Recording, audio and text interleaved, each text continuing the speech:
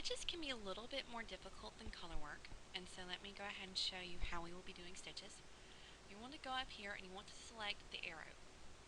Then go to Layer, Layers, and you want to lock the bottom layer, or whatever layer has your grid. And so if I take this and I drag my arrow around here, if I'll have it inside this layer, I can't move anything.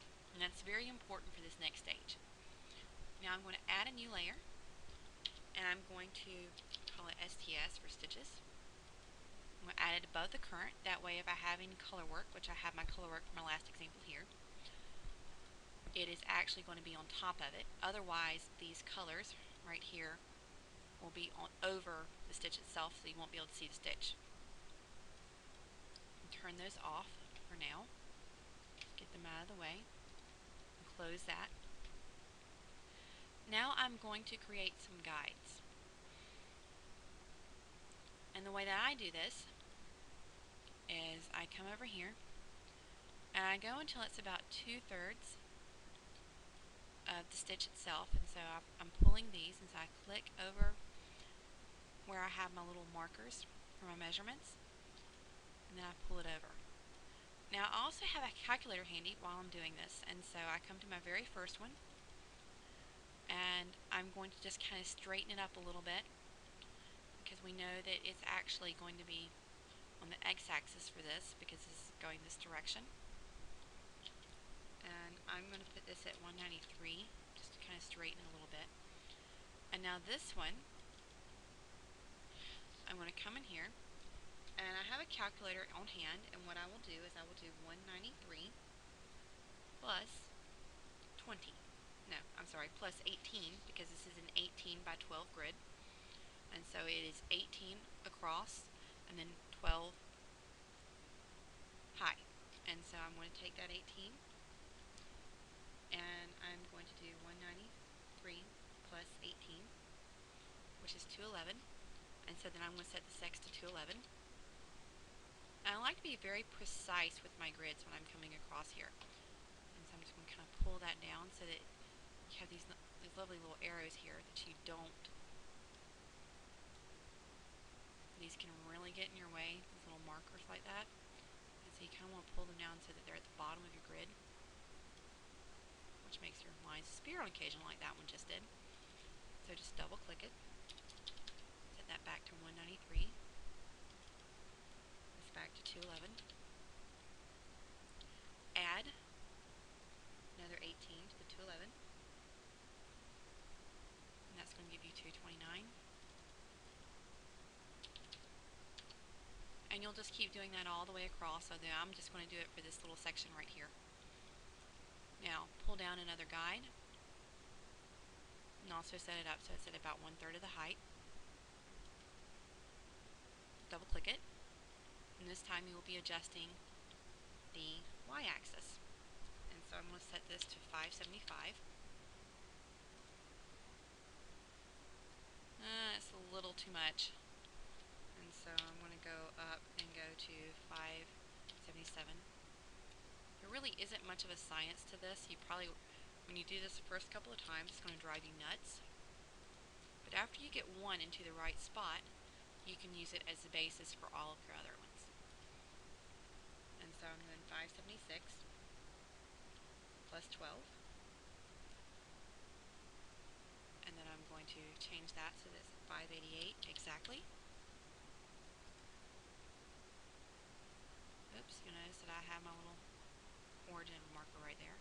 You do not want to get those origin markers mixed in with your work. You really don't. It can really, really mess you up. So just kind of pull it so it's out the side somewhere where it's not in the middle of your grid, and then edit it. Okay.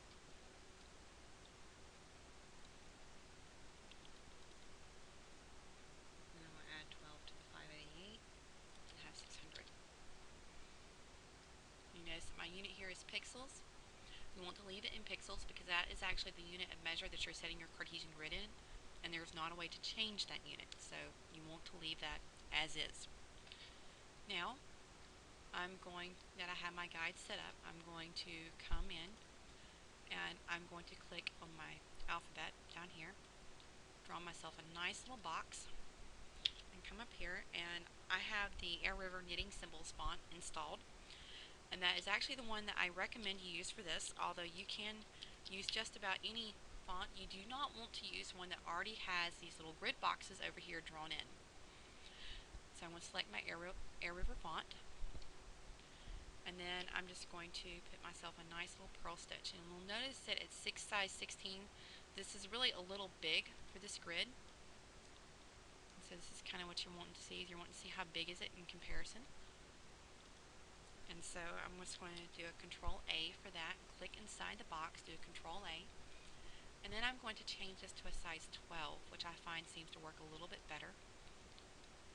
And then I'm going to drag this into my box. And you want to do this after you've only checked a couple of rows, and this is why, because you can see here that this is actually a little bit too high where I have this set. And it doesn't normally vary too much by stitch, and so you want to just adjust this a little bit until you kind of get it in the middle. And you can see what that convex guide is doing. This is because I have snapping turned on, and this is snapping up here. This is what enables it. You can also go to View, and then go to Snap, and that will turn it on and off, as this will also turn the guides on and off. So if you cannot see the guides, you cannot snap to the guides. And snapping is what makes everything line up in nice straight little lines. And now I'm going to edit this. Now that I can see where it's actually going to be set, it's going to be set at 586. Oops, that was backwards. 586. Tell that OK. And if it keeps doing this little bouncing around, you can always zoom in. And normally zoom in will solve any of your little bouncing issues. And now I'm going to do my 586 minus 12 to get 574. Then I'm going to double click on this, move that down 2 pixels. And I'm also going to adjust this one by 2 pixels as well. Do 598. And wait a second. Yeah, okay. And what this will do, and then I'll just keep going all the way up until I have a guide for every one of my stitch rows. Yes, this is tedious, but it happens to create beautiful charts on the very first try. And so now I'm going to just right click on this and go to copy, or you can do Control C if you like the hotkeys like I normally do. I'm just doing the mouse this time so that you can see exactly what I'm doing. Now I'm going to right click again and do a paste, which is also a Control V. Just paste a few more. And I really like to use paste for this.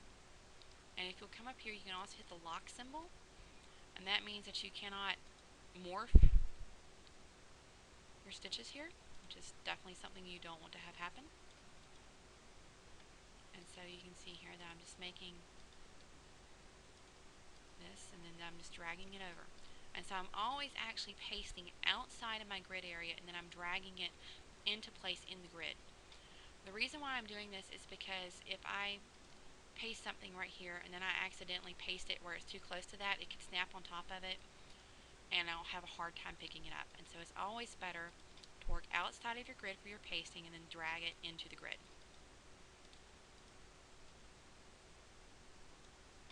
So you can see there I have a nice